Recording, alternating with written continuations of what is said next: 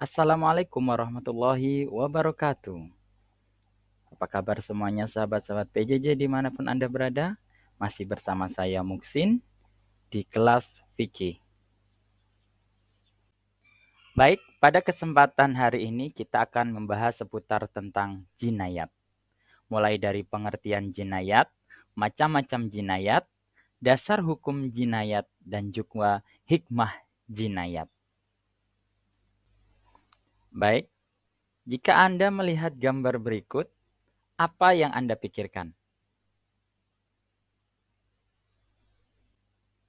Ya, betul sekali. Itu adalah ikon pembunuhan. Di dalam fikih disebut dengan jinayat.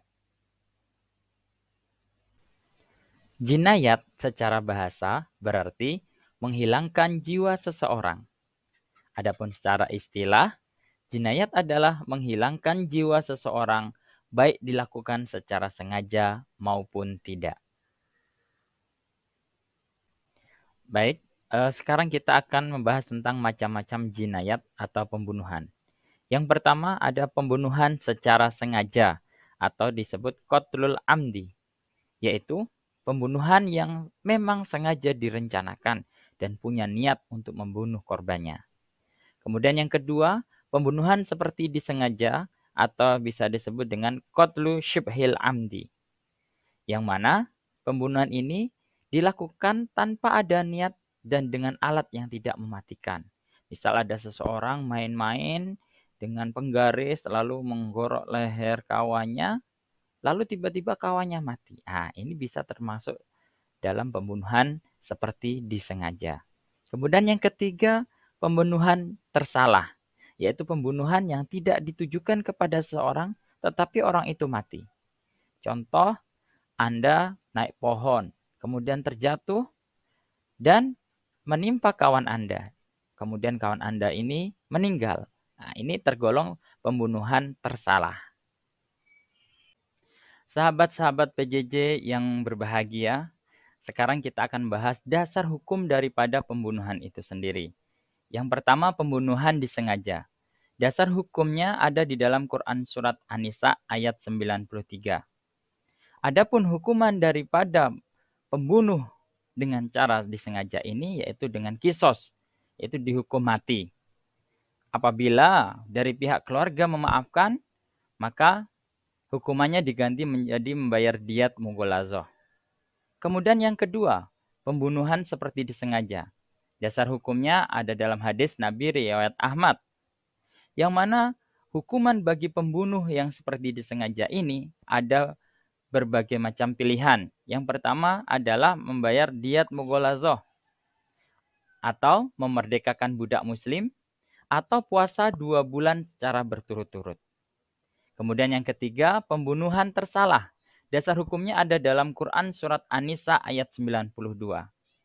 Yang mana dengan hukuman memerdekakan budak muslim atau membayar denda ringan.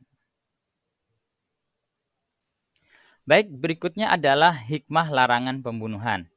Yang pertama, memberi pelajaran kepada manusia agar tidak melakukan perbuatan keji. Kemudian yang kedua, agar manusia saling menjunjung tinggi nilai-nilai kemanusiaan dan hukum Allah. Kemudian yang ketiga, menyelamatkan jiwa seluruh manusia. Dan yang keempat, terciptanya keamanan, ketentraman, dan kedamaian dalam kehidupan sehari-hari.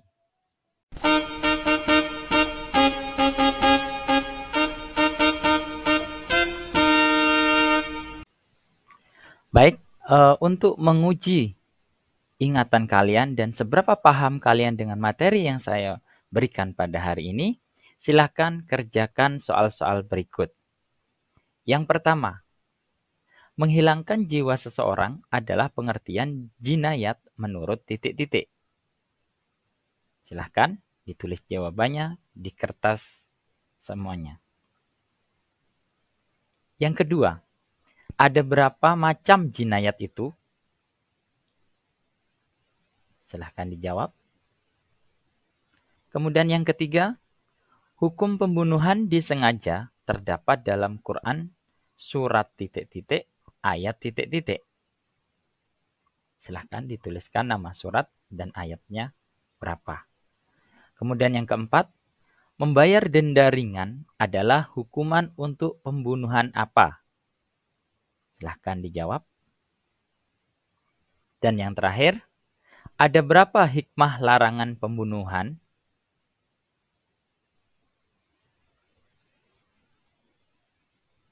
Ya, silahkan dijawab. Jika sudah selesai, silahkan cocokkan jawabanmu dengan video berikut ini. Baik, jika sudah semuanya, silahkan jawaban Anda dicocokkan dengan jawaban yang ada di papan tulis berikut ini. Yang pertama, menghilangkan jiwa seseorang adalah pengertian jinayat menurut bahasa. Itu jawabannya. Kemudian yang kedua, ada berapa macam jinayat itu? Jawabannya ada 3.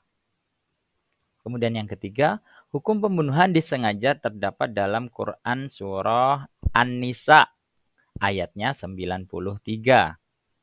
Kemudian yang keempat, membayar denda ringan adalah hukuman untuk pembunuhan apa? Jawabnya pembunuhan tersalah. Dan yang kelima, ada berapa hikmah larangan pembunuhan? Jawabannya ada 4. Silahkan dicocokkan berapa benar yang Anda dapatkan. Benar dikali 20, jadi total skornya ada 100. Baik, jika benar semuanya, berarti Anda sukses dalam pembelajaran ini.